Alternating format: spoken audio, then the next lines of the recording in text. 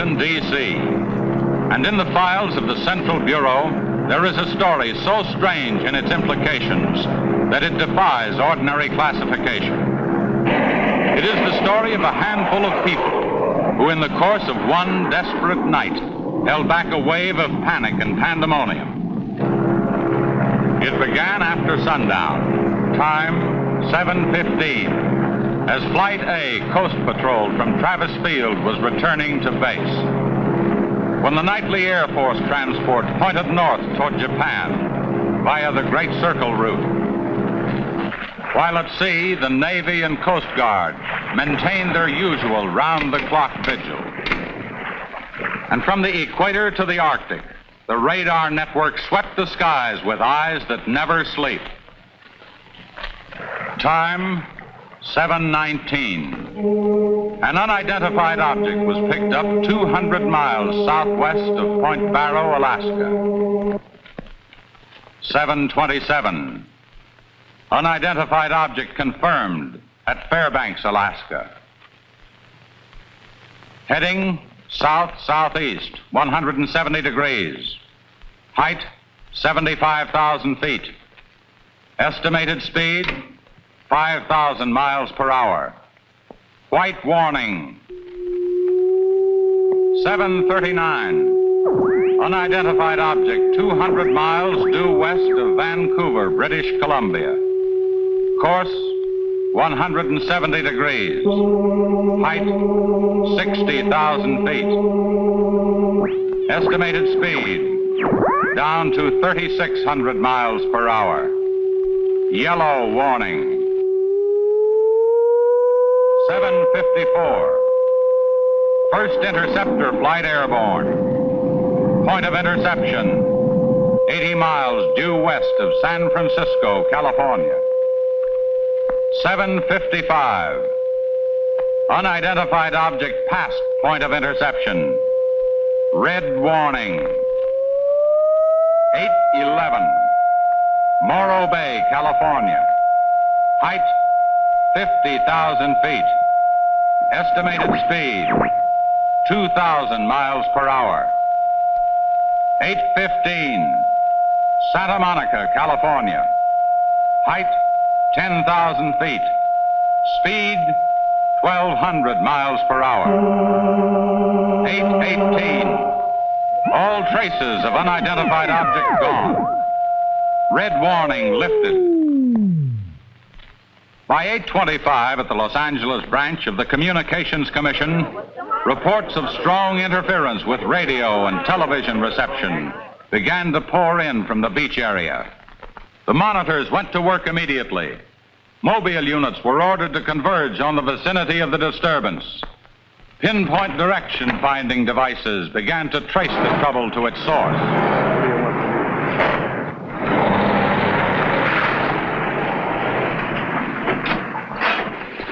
This is Mobile 1, Hazen speaking. We're at Ocean and Beacon Way, interference strength 2, bearing 27 degrees. Over. Mobile 1 from center, roger. Over. Mobile Center from Mobile 7, over. Go ahead, Mobile 7. This is Mobile 7. We're at Pacific Center and Beach 4. Interference strength 3, bearing 39 degrees, over. This is Mobile Center, roger. Stand by. Mobile 1 and Mobile 7. From Mobile Center, point of interception estimated 3 miles north of surf. Repeat, 3 miles north of surf. Acknowledge. This is Mobile 7, roger. Mobile 1, roger. Mobile 7, roger, we're going out. Okay, Charlie, let's get moving.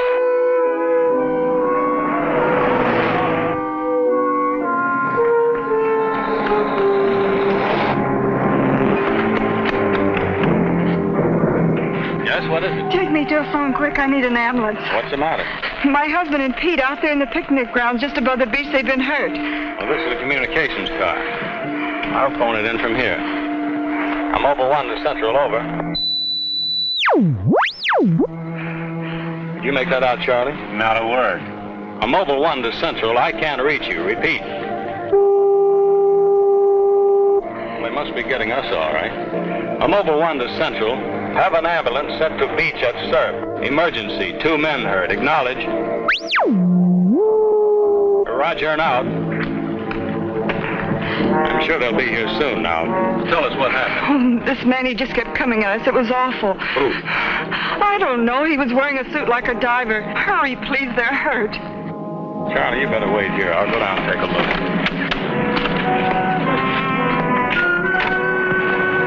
The young woman's hysteria became obvious as they reached the picnic grounds at the beach.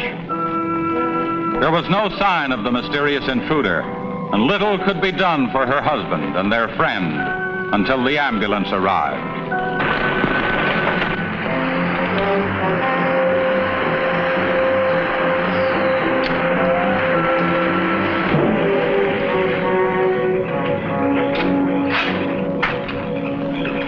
Oh, so you beat us to it. Not exactly. A dame waved us down. There's been some trouble in the picnic grounds. I thought I saw an ambulance down there when I came around the bend. Yeah, we had a job calling for it. Couldn't reach Central. That figures. Reception's dead in the whole area. I haven't been able to read them for the last 10 minutes. We must be pretty close to the center of the interference right now. How do you figure it? Let me see the chart. There it is. At Pacific Palisades, she read 123.5. Then she went down to 88.2 at the junction.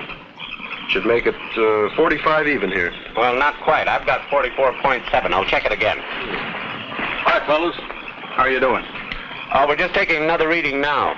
What happened down there? The police took the girl and one of the guys to the station. What about the other one? Well, he's on the way to the morgue. That was her husband. You're right on the button, Charlie. 44.7. Report back to Central if you find anything else. Charlie, grab that portable and check the beach, will you? Got it right here. I'll pick you up right here in about an hour. Where are you going? Police asked me to drop by the station and sign a report. I'll see you later. If you don't, you know where to look for the body.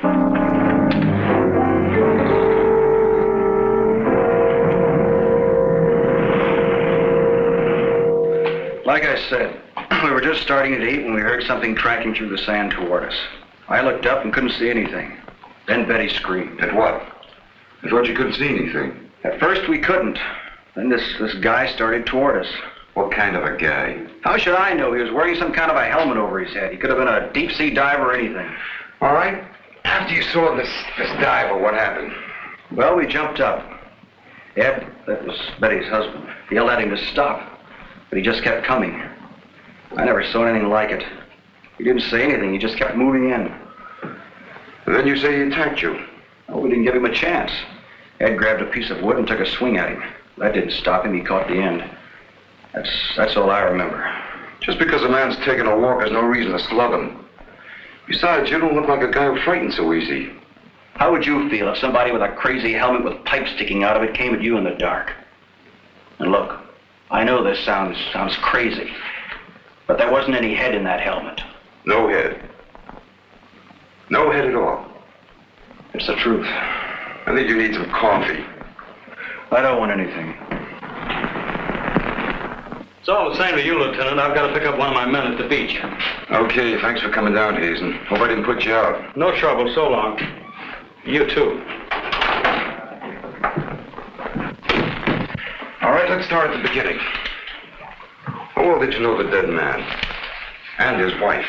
Betty and I went to school together. I knew Ed a year. How long were they married? About a year. Wasn't her husband a little older than she?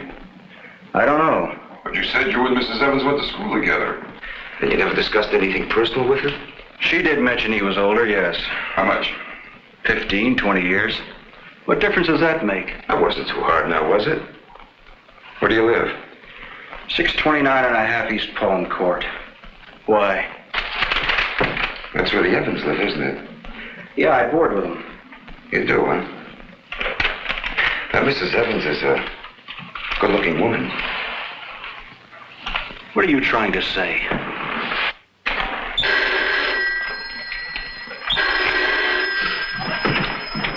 Lieutenant Bowers. Where? Yeah, I got it. I'll leave right away. Ain't been another murder. Another beach. Keep an eye on this guy until I get back. What do you mean? You don't stay right where you are. At least until Mrs. Evans feels well enough to talk. What do you want from her? Oh, I just want to see if your story checks with hers. After all, you went to school together, remember?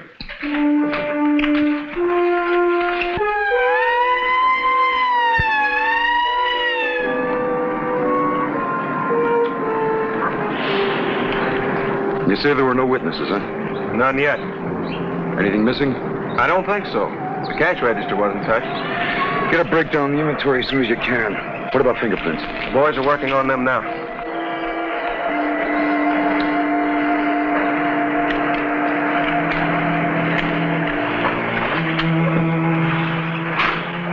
Sorry I'm late. What kept you so long? The lieutenant asked me to hang around a while. Well, what's the score? Looks like one of those things. Pretty girl, older husband, young boarder.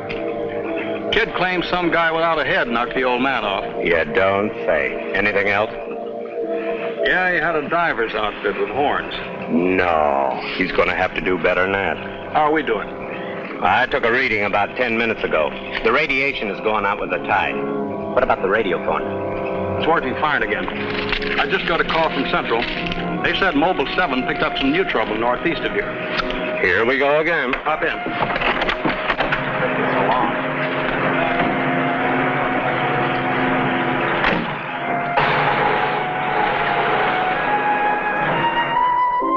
Who reported this murder? There he is there.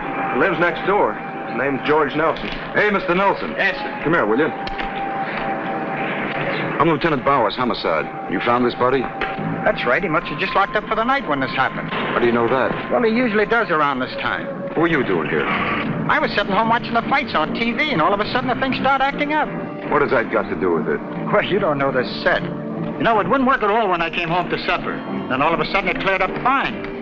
So I thought, well, I'll get set to look at the fights again, and all of a sudden out it goes again. So I thought maybe the battery station down here was overcharging the circuit, and so I came down to take a look, that's all. Hey, don't you ever quit work? What's up this time? Another murder? What are you doing here, Hazen? Same as before. Still trying to track down that signal interference. Hey, does that stuff work on TV, too? Well, it has been for hours. What'd I tell you? What's the matter? Seems to set one on the blink. Well, at least we know we're on the right track. How'd you make out with that boarder? You're still sticking to her story. The guy had no head. Well, I'll be seeing you. So long. Right. Come on, George. Hey.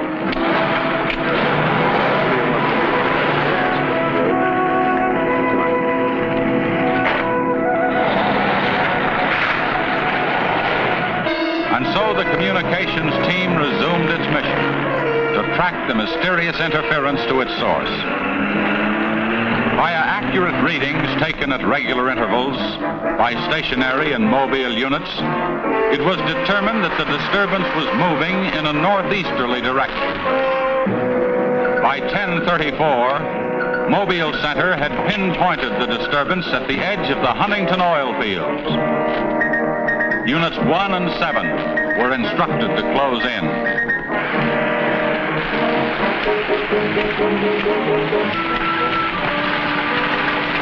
Hey, Charlie, do you see what I see? Yeah, the oil field. Let's hope our trouble's burning up. Well, there's only one way to find out.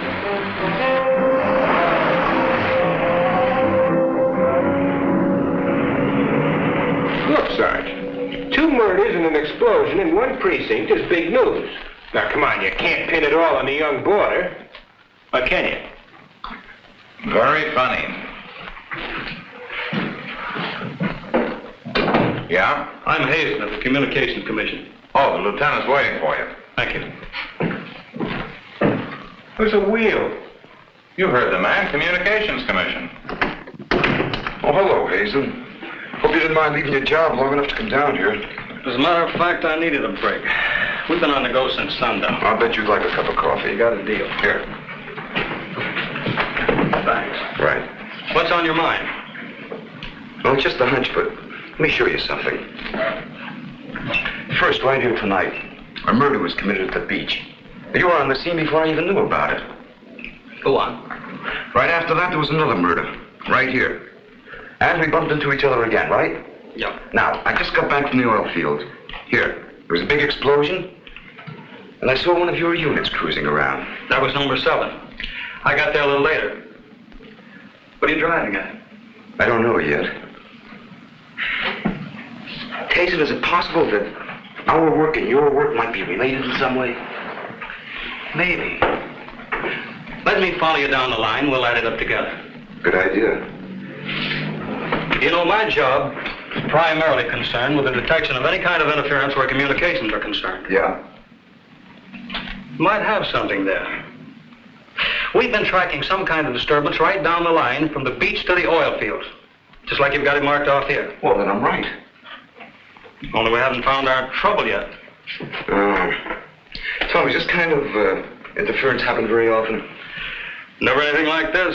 It's on the move all the time. Means some harm with the transmitter in the car. It's not a transmitter. We don't get a definite disturbance, just interference. Then you have no idea of what it is, huh? Not yet. How are you making out? Not so good. You were here when I questioned that boy about the murder at the beach. Did you get anything more out of it? Yeah. Come on with me. You might want to see this.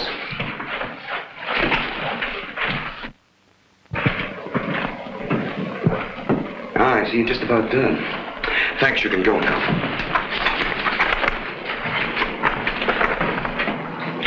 Are you sure this is what the man looks like? What do you say, Betty? Well, just about. Only I think the tubes were a little lower down. And you still insist there was no head inside the helmet? I'm positive there wasn't. What about you? Well, it was dark. I couldn't swear to it. Thanks, that'll be all. You mean we can go now? Yeah, for the time being. Just stick close to home. I may want to see you again tomorrow. We'll be there. Come on, Betty. Kind of changed your mind about those two, haven't you? Yeah, I guess I have. Oh, bring in the old man, will you? Don't tell me you believe this story about this whatever it is. I know, it sounds as phony as it ever did. But, sit down, will you please?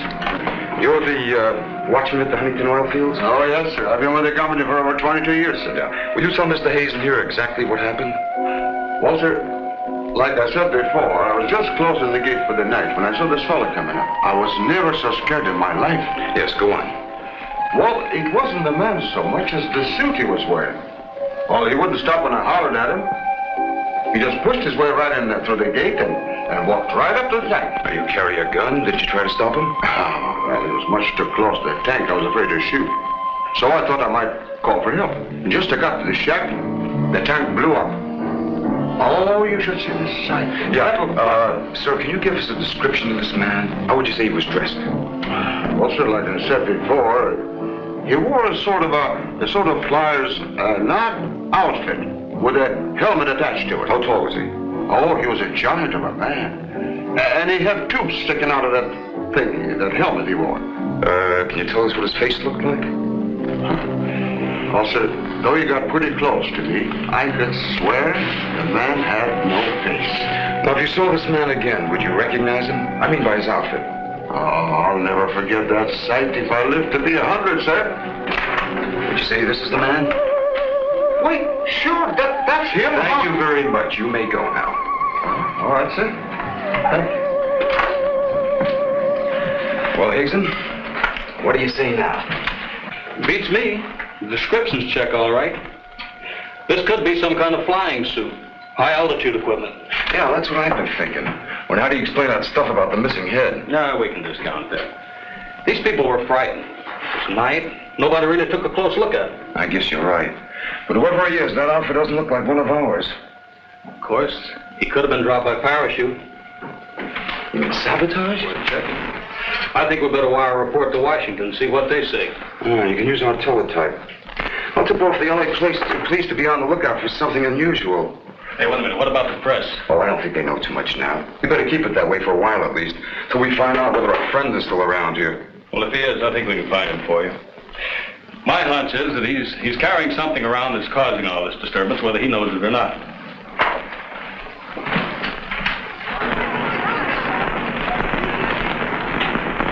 Yeah.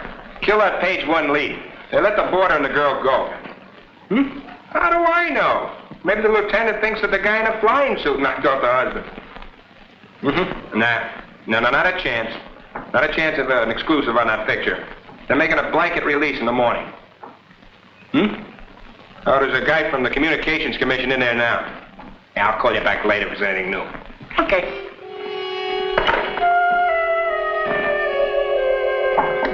Come in. Sorry to interrupt you, Lieutenant. Yeah, what is it, Jim? There's a teletype cam for you. Oh, thanks, Jim. We're waiting for it. That was fast. Well, here's our answer. Looks like they never sleep in Washington. Says to contact a Major Andrews, care of Dr. Wyatt, director of the Griffith Institute. Hey, it's kind of late. Well, I'll give him a call. While you're at it, I'll go out the car and check in with Central. Okay.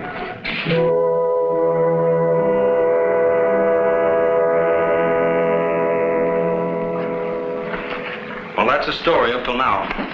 We got in touch with Washington. They told us to contact you here. Very interesting. What do you think, Doctor? When I see something like this, I understand why you gentlemen might have thought sabotage was involved. Lieutenant, are you sure there were no traces of this saboteur, this X-man, found after the explosion in the oil field? Fire department went over every inch of the area. Didn't come up with a thing.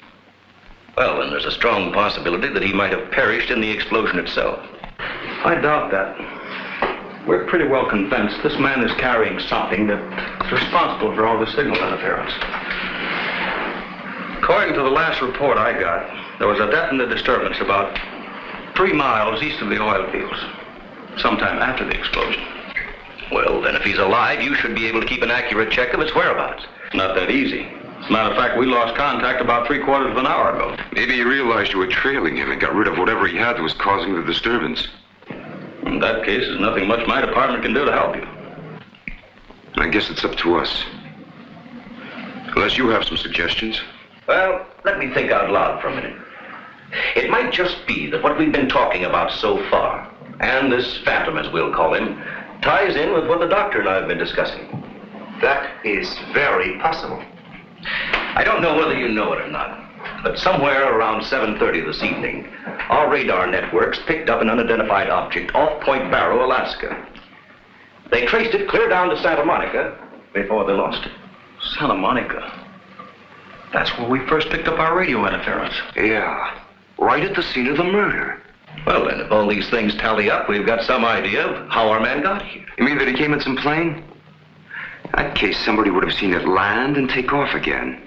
Or did it crash? No, we don't think it was a plane. No rocket or jet that has been built so far can attain the speeds of 5,000 miles an hour, particularly for such a great distance. And maybe we're on the wrong track altogether. Couldn't your unidentified object have been a meteor? They travel at a terrific speed. Yes, fast enough for most of them to burn themselves out the moment they hit the Earth's atmosphere. And did it occur to you that meteors are not very likely to travel horizontally, all the way from the North Pole to California? Well, if it wasn't a meteor, or a flying missile of some type, how do you figure this phantom ties in? We're not sure that he does. I don't care what you say, but it doesn't make sense to me. Anybody trained in sabotage would stay undercover. This guy's walking around in a monkey suit, killing people. Excuse me, Dr. Wyatt. Is there Lieutenant Bowers in here? Oh, yes. What is it, miss? There's a Mr. Wakeman from the Chronicle here to see you. Wakeman here? Now, what does he want? Well, there's only one way to find out. Before you go, Lieutenant, I don't believe you have met my assistant, Barbara Randall. Well, hello. Hello. It's Mrs. Randall, Lieutenant. I'll be right back. Barbara, you know the Major? Of course. And this is Mr. The Communications Commission. How do you do? Well, I see you are working a little later tonight than usual. Yes, my husband's teaching a late class, and he won't be able to pick me up for a while. Besides, I had some work to do in the lab. Well, at least you'll have lots of company. All right. So I shouldn't have come up here. But I gotta get your angle on this Beach murder. And your whole department is shut up. Look, Wakeman, will you stop bothering me? There's nothing to say. If you got an exclusive story from that Evans Damon or Board, then you know as much as I do. Yeah, but that still doesn't explain anything about the guy without a head. Come on. Who is it? Your guess is as good as mine. You mean you let those two kids go without knowing that? I don't buy it. Well, I did. Well, then you must have an awful good reason. I bet you're trying to tie it in with that other murder. All right, Lieutenant. Don't tell me. I'll get my story somehow. Oh, if you want to know how things turn out, read the Chronicle in the morning. That's right. Now get in touch with Charlie in Mobile 1 and have him call for me here. Well, did you come up with anything? No, we're just briefing Barbara here. It's just amazing the way you've been able to put these things together. Don't kid yourself, Mrs. Randall. It seems the press knows as much about it as we do. Well, let's hope they don't come to the same conclusions. A few lurid headlines and every fool in the country will be seeing phantoms in spacesuits and men from Mars all over the place. Yes, I can imagine. And mass hysteria is difficult to check once it gets started. That's why we've got to move fast. Well, from the looks of things, I guess it's up to me. I'll be in touch with you as soon as I hear anything. See you. By 12:30 a.m., the dragnet was in operation. Mobile units patrolled the streets and countryside. They covered an area 35 miles square. Special and sensitive equipment was prepared for action. Everyone on the job was ready to move on the first signal from the Communications Commission. Monitor Corona to Mobile Center, strength 4, brickyard at 160th, moving toward oil fields. Contact your units. Over and out. Units 1 and 7 from Mobile Center. Units 1 and 7 from Mobile Center. Strength 4, interference at 160th in the oil field. Moving due east. Close in. Repeating, strength 4, interference at 160th in the oil field. Close in.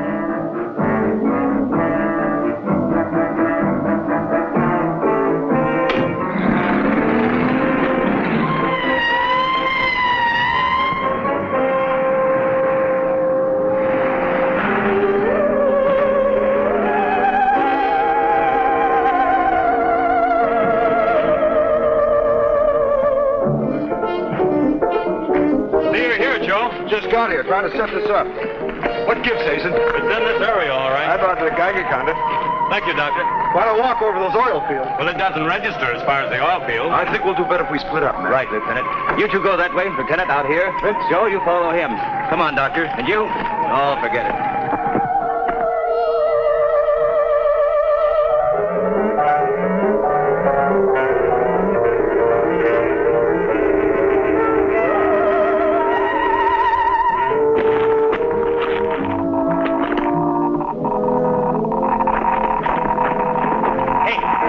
Look at this. Yeah, points this way. Hey, Joe! Joe!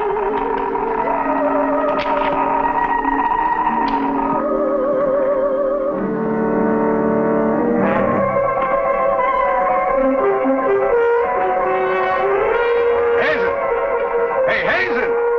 603! Going strong. That's it, Doctor.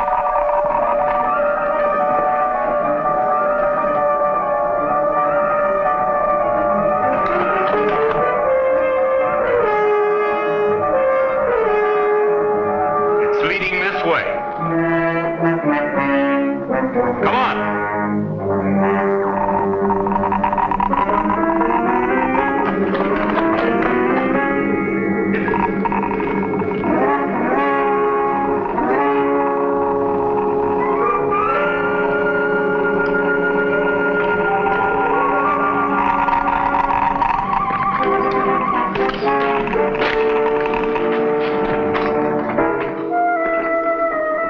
It's this way. Come on.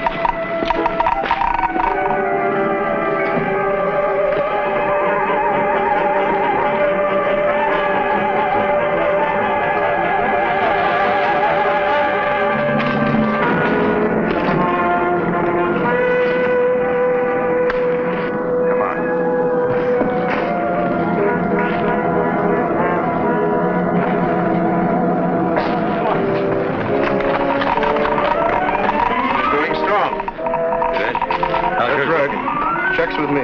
Sure does. He's here. We saw him. There he goes. Come on! Fred. Gotta be around here somewhere. Yeah, we gotta get on the roof. Fitz, go get a ladder. Look out! Let's cut him off! Come on. Come on here!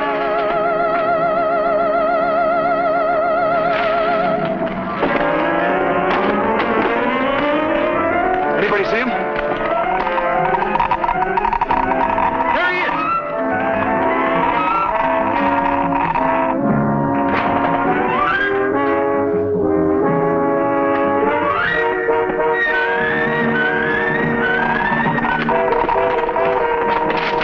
Got him now. We'll give you 10 seconds to come out of there, starting now. 1, 2, 3, 4, 5, 6, 7, 8, 9, 10. We're going in. Help you guys cover the door. Come on.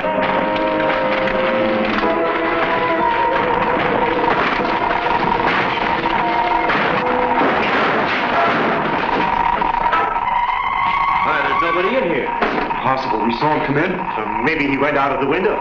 We won't get very far. Don't touch anything till we check for fingerprints. Oh, Doctor, over here. He left his suit and his helmet.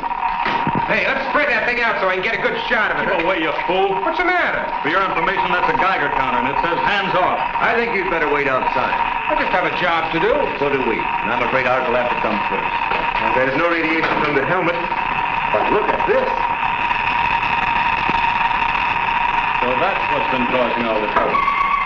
Charlie, you know where we can dig up a lead-lined box in a hurry? Well, Mobile 7 should have one. They're right outside. I'll take a look. Hurry it up, will you? Unbelievable. Now, we all thought that this phantom might be carrying some device which was causing all the signal interference.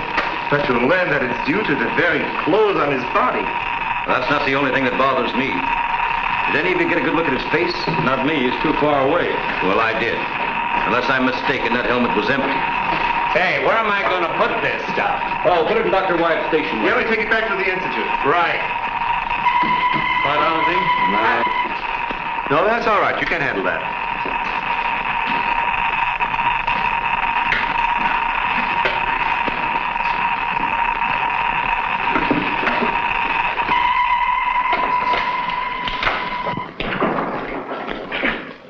Any luck? Not a sign of him. The boys are still searching the grounds. For what? Nobody knows what he looks like without that outfit.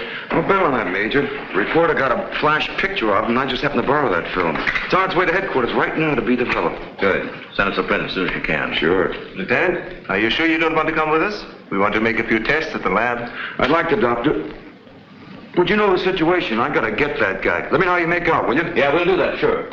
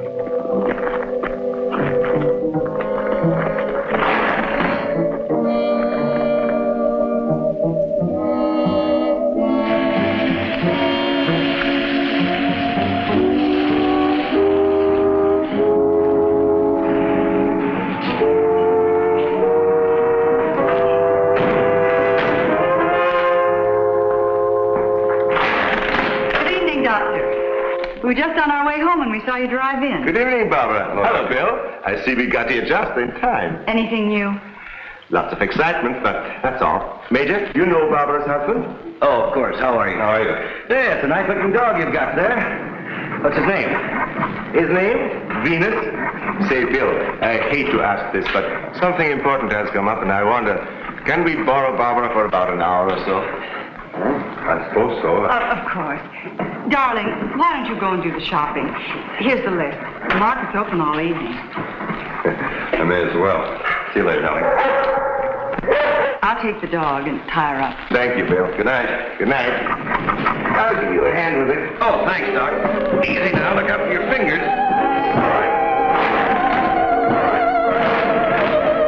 Look out now. Don't drop it. Venus, come back here! Venus, come back here!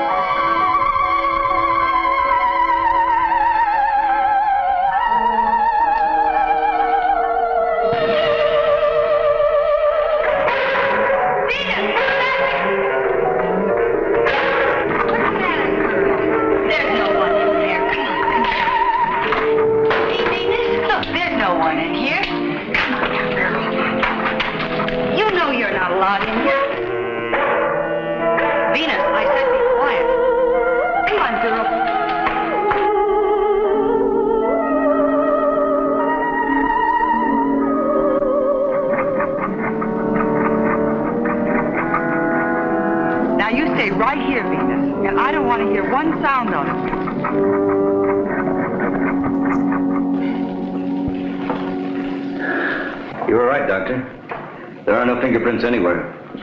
What's all this? Hey, don't touch anything. You better put some gloves on.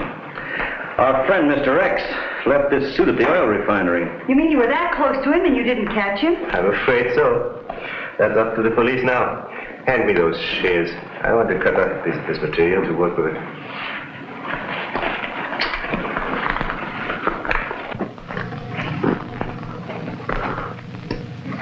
Say, you better have those sharpened. But I just bought them. Well, here, try this knife.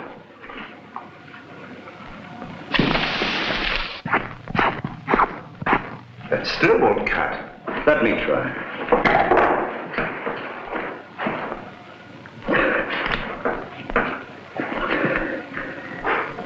This stuff is tougher than nylon. Why don't I try it over a Bunsen burner?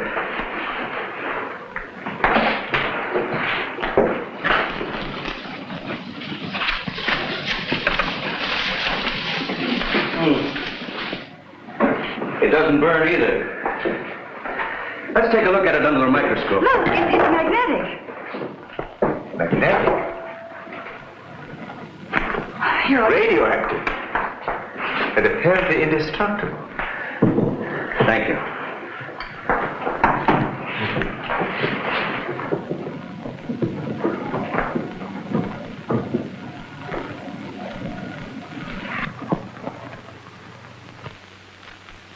What's the matter? You tell me. Take a look at that weed.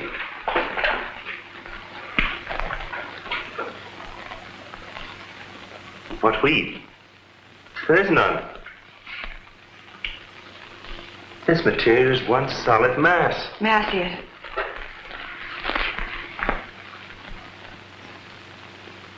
Why, you're right. It must be some sort of plastic. No. I'd say it's a metallic substance of some kind.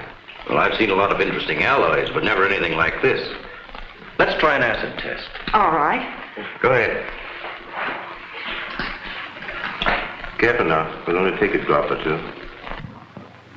It repels acids like a raincoat repels water. Why, there's no reaction.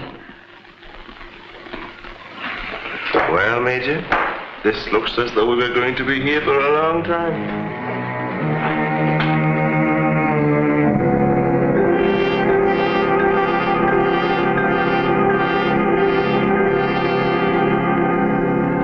Now we have it. The helmet is not radioactive. The suit is. There is no doubt. This spacesuit is conditioned to function above 63,000 feet, where human blood would boil, resulting in the body expanding to twice its size. And death, of course.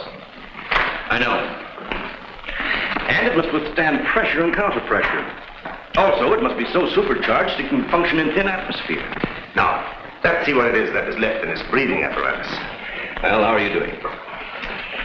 The gas from the helmet tank breaks down to 11% methane. Ordinary marsh gas? What's the rest of the formula? No, that's why I'm stuck. I can't figure it out. It just doesn't respond to any of the usual tests. Well, how could anyone exist on that combination of gases? You and I couldn't, but apparently someone can. Doctor, are you trying to say that our X-Man doesn't breathe oxygen and hasn't the metabolism of a normal human? I really don't know. From what we've seen, he has some physical characteristics which make him appear human. But added to them is this fabulous radioactivity that none of us could stand. I am puzzled.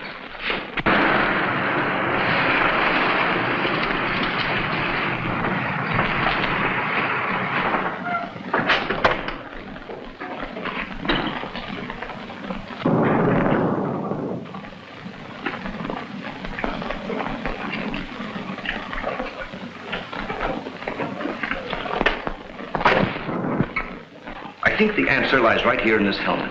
Obviously, he needs it to survive.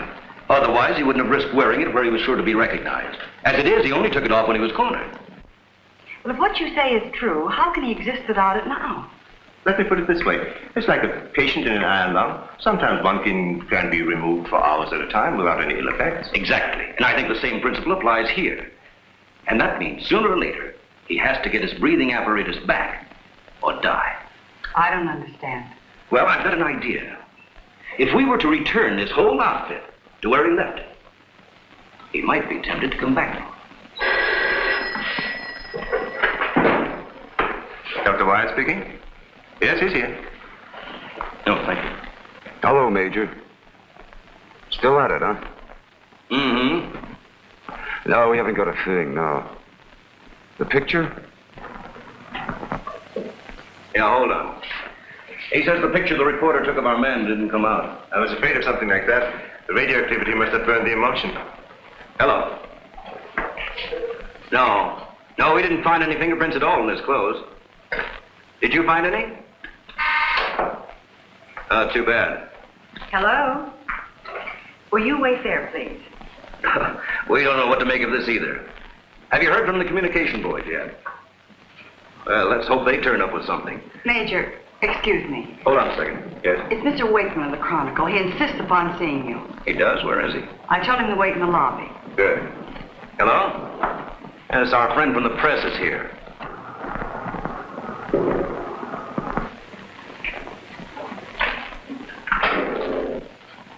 Don't worry, I wouldn't dare let anyone in on anything. At least not till we get something concrete. Right. All right, I'll see you later. Well, I guess I'd better see this newspaper man. Want to come along, Doctor? I think I will.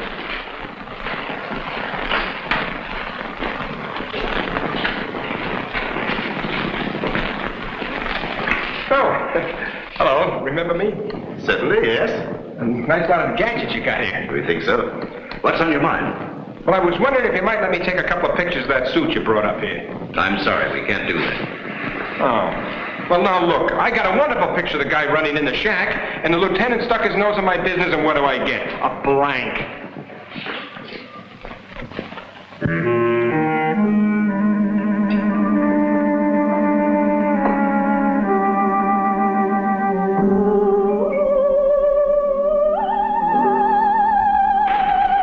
Is that you, Doctor?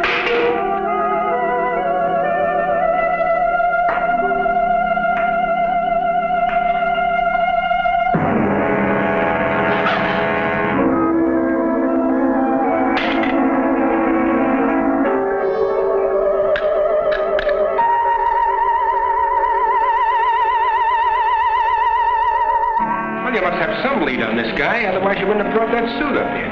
Well, let's just say we were curious.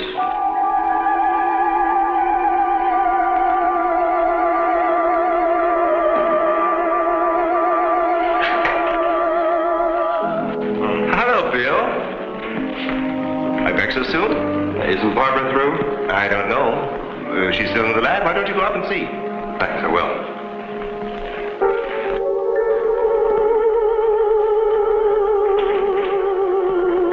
Barbara?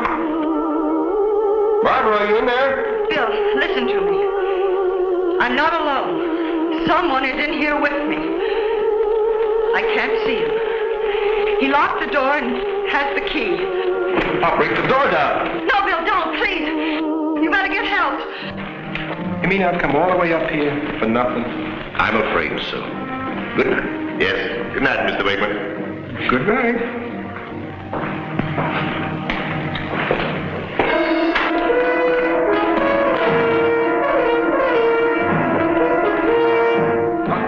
Major, come quick. What's the matter? What's the matter? Where's Barbara? In the lab. The door's locked and there's someone in there with her.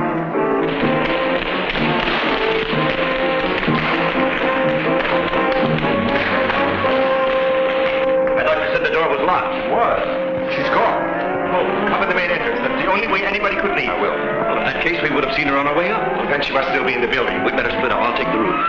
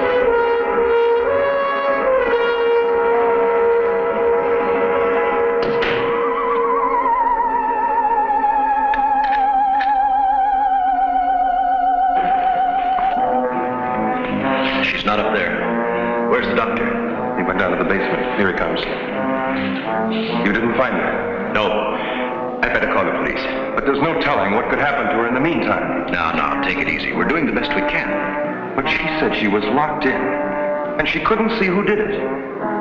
Can you explain that? No, not yet.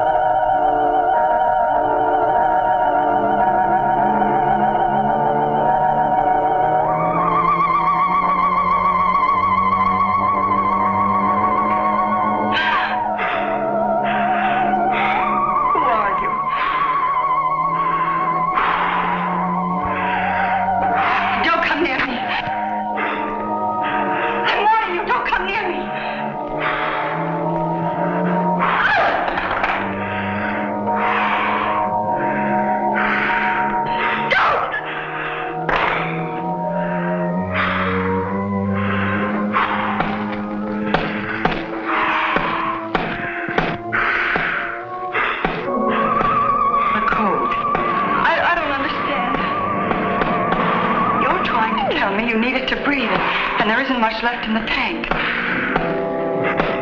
1, 1, 2, 1, 1, 2, 3.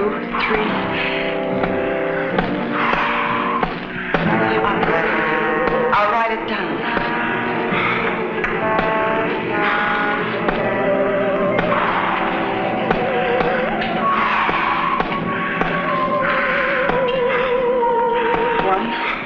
One, 2, 1, 2, 3.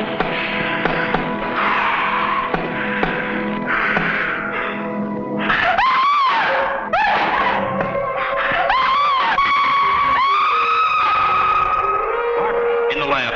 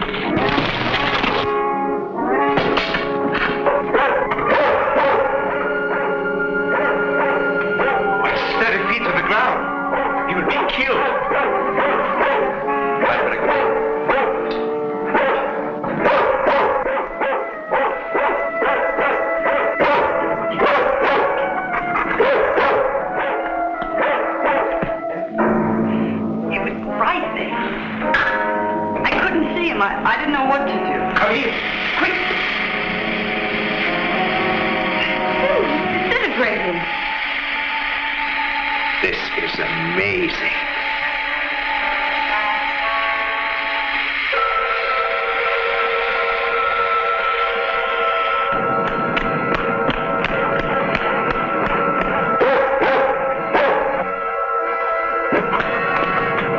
Now, quiet down, Venus. Quiet down. Down.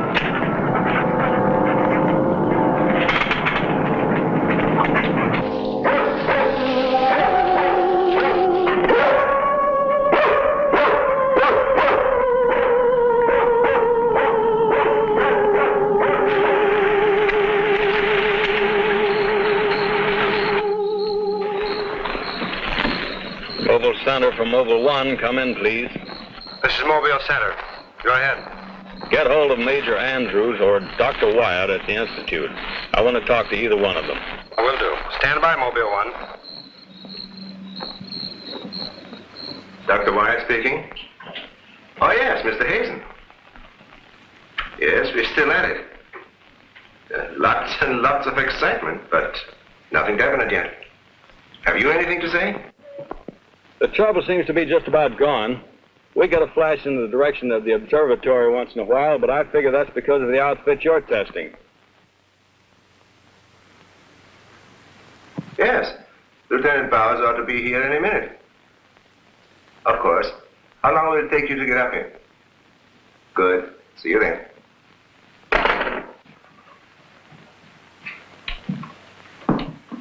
Thank you, gentlemen. Put it down here, please.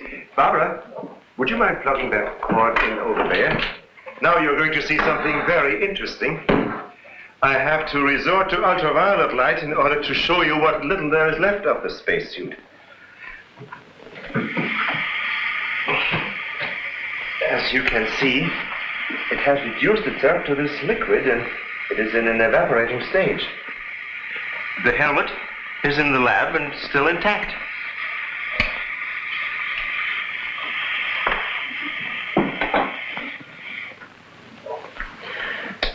This is amazing. All the radiation in this suit would be fatal to a normal human being wearing it. Of course. And furthermore, our respiratory system could never simulate gases such as we have found in that breathing device. Well, then we have to assume our so-called X-Man carried his own atmosphere with him.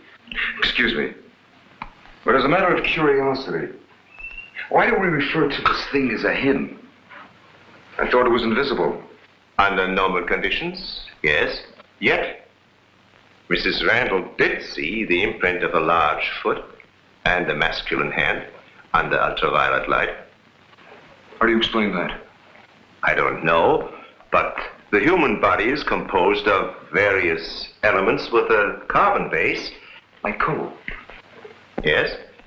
Now, suppose we maintain the same chemical composition in the body of the X-Man, but substitute silica for carbon. Silica, that's glass. Exactly. Now, it is possible that the body with such a base, if it were subjected to an atmosphere foreign to its origin, might appear invisible to our eyes. Are you trying to say, Doctor, that we're not dealing with a human being? I didn't say that. On the contrary, all the evidence points in the opposite direction. Toward a superhuman with an intelligence far superior to our own. How can you tell? First of all, Mrs. Randall saw that he has a hand with digits like our own fingers and a thumb opposing. That alone is a sign of intelligence. And he comes from a civilization that has developed adequate space transportation to enable him to travel to Earth. We have nothing yet that can reach even another planet in our own solar system. That could account for the unidentified objects picked up by radar a few hours ago. My theory is that the spaceship, or whatever it was that he came in, operated on the principle of magnetic rather than atomic propulsion, and that somewhere in the outer limits met with a condition where the Earth's gravity pulled it down and it fell into the ocean, and that he managed to save his life and reach shore.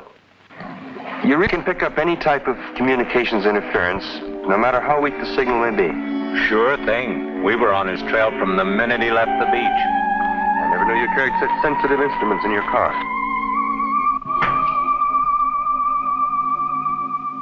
What you told us is very interesting, Doctor. But I've got to make an official report to headquarters. Are you willing to be quoted that the criminal we're after is a creature from another world? All I can say is, we know that our Earth is not the only planet capable of sustaining life in one form or another. You can quote that. All I've got to go by is some footprints in a hand. That isn't much. No fingerprints, no description, no nothing. And we're after a killer. Has it occurred to you that our ex-man has no apparent motivation for his acts, and might therefore not be an intentional criminal at all? You have a point there. Hey, wait a minute. Come to think of it, the young boarder we suspected, he did say that the girl's husband threw the first punch. So? So that could have been enough to provoke the strange creature. And the same could have happened at the second murder. Sure. But what about the fire in the oil fields? Evidently, our man sensed the presence of some gases, which he thought might be utilized in his breathing apparatus.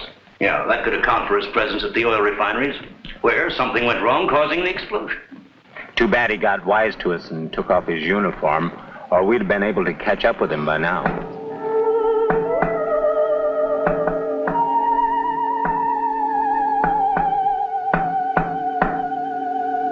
No, he didn't utter a word. But I'm convinced he was trying to convey a message to me. He kept tapping out a code. I wrote it down. Let me see that, please. Doesn't make sense. Well, it may be based on some mathematical system we know nothing about. But he was trying to tell us something. Why did he run away?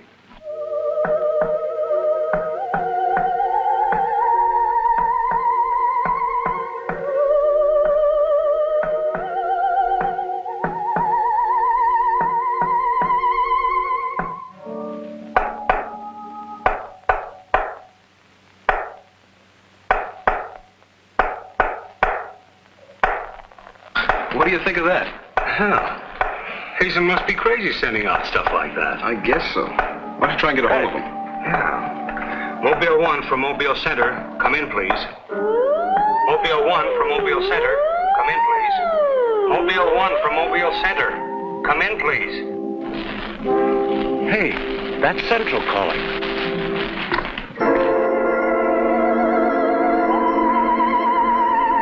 You better stay here by the car. I'll go tell Hazen. Yes, Colonel Powell. Of course, I'll mail you a complete report first thing in the morning. Yes, sir, thank you. Oh, and I'm awfully sorry to have disturbed you so late at night. Right, good night, sir. He's around here, this invisible guy. He was in the car. How do you know? I was talking to Randall outside when I heard Central calling. Before I could get over to answer, I saw the door open and shut by itself. He's desperate. For all we know, he could be trying to send a distress signal to his home base, wherever that is. Well, let's hope he doesn't get through. We've got enough problems with just one of those guys. Well, at least we know he's surrounded the vicinity, and it's obvious what keeps him around. Of course, he's got to come back for what little gas there is left in his helmet. And when he does... Oh, please, the most important thing is to take him alive. If we can only make each other understand, there's no telling how much science can profit. I'll go along with that, Doctor. But I've got to make sure that once he's cornered, I'll be able to hang on to him. I think we're all agreed on that.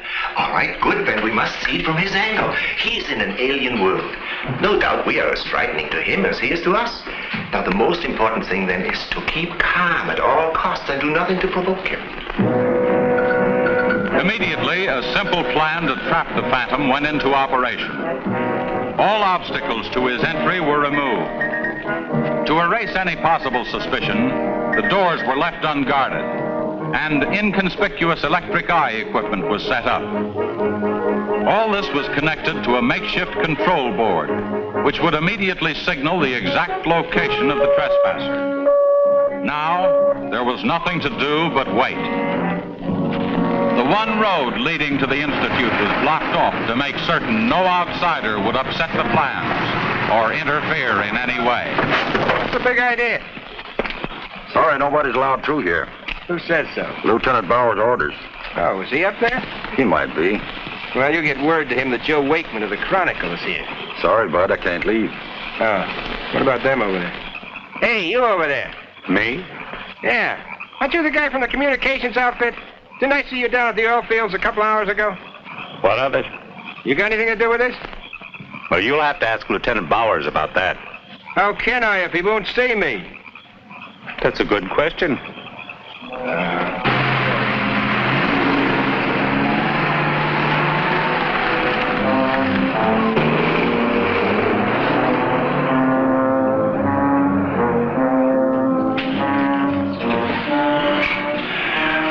Well, it's 3:45. Sure taking his time. Time is cheap. Yeah, well, how long can you sit on the edge of your chair like this?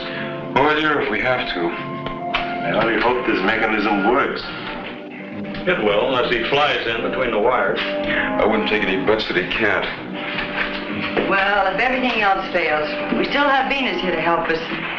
You know, I'm certain she sensed his presence before. That's why she carried on so.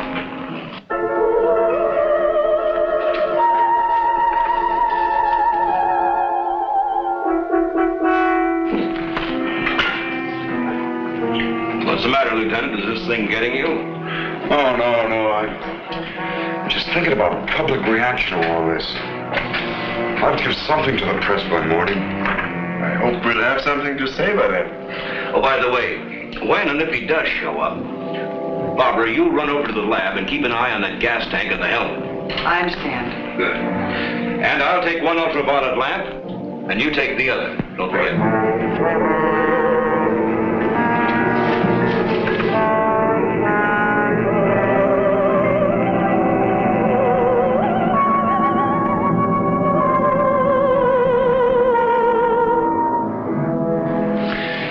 Ever since I was a kid, I wanted to be a pilot.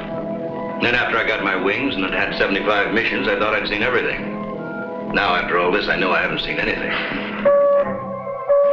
He's here. The back entrance. Let's head him off. Remember, now, take it easy. Don't crash.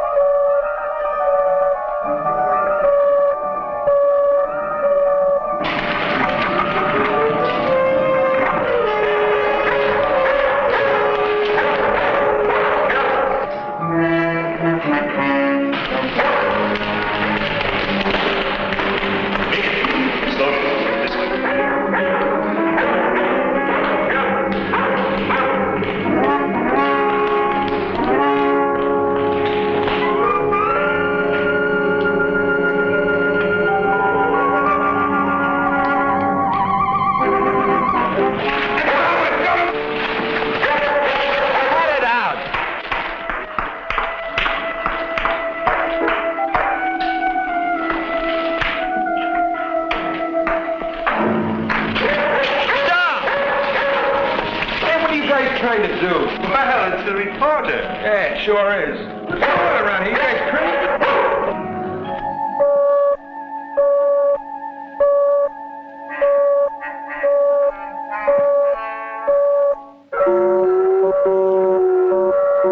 How'd you get in here? Oh, that don't make any difference. Come on, what's up? What's going on?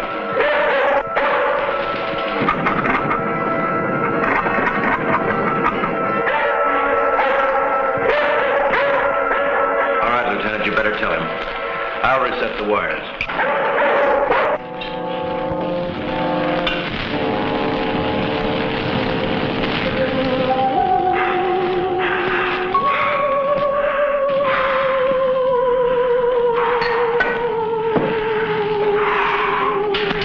Don't be afraid. We want you to live. Don't you understand? Can't you speak?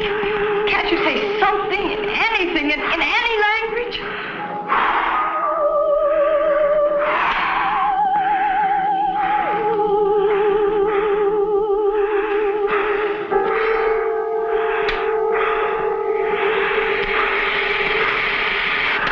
Listen, everybody. He's in the lab with me now. He's in the lab with me now. Venus, be quiet.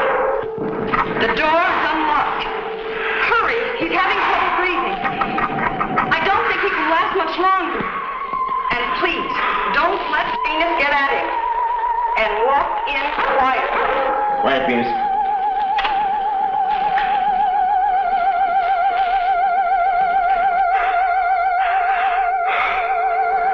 It's unbelievable.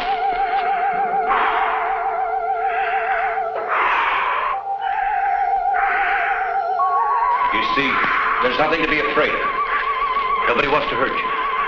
I've tried to reason with him. I feel he understands, but he can't speak. Wait a minute, I'll try his code. I think I remember it right.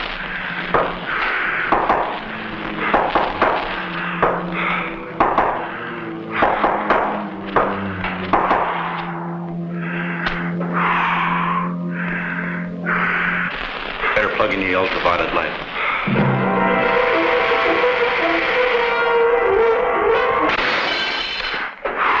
Oh, you scared him.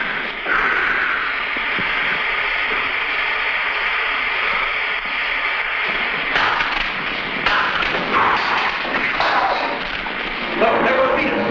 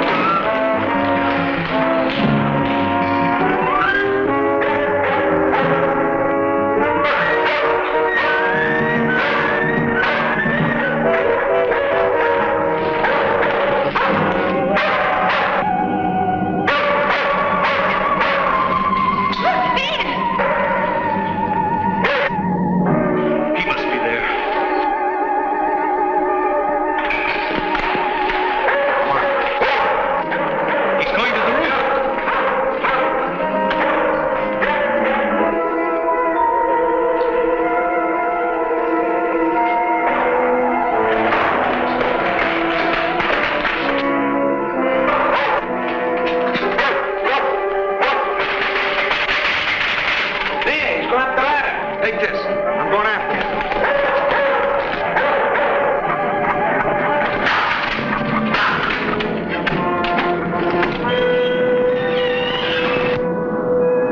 The door. In here with a big telescope.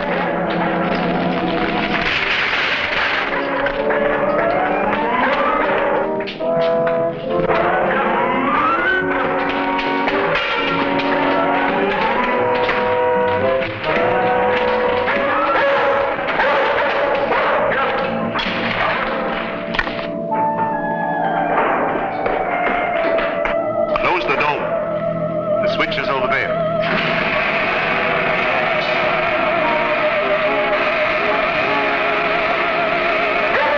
Smoke senses something. Quiet, Venus. Well, if he's in here, he'll never get out now. Door was closed. This is what I've been waiting for. Please, Lieutenant. This is our last chance. We have to take him alive. Plug in the lamps. There's an outlet here.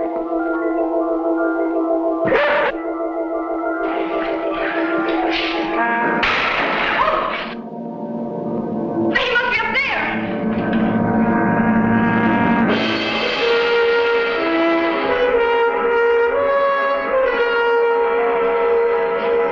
His whole body's involved.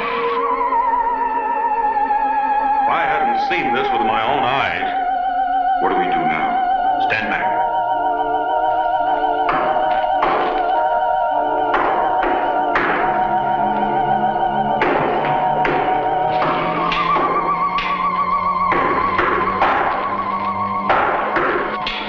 Amazing. There's code again. Look. He's trying to speak, but no sound is coming out of his mouth. Look at Venus. She acts as though she hears him. Yes.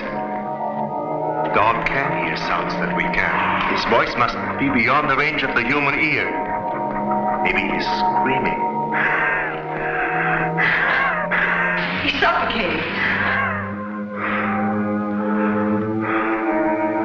The glow, it's almost gone.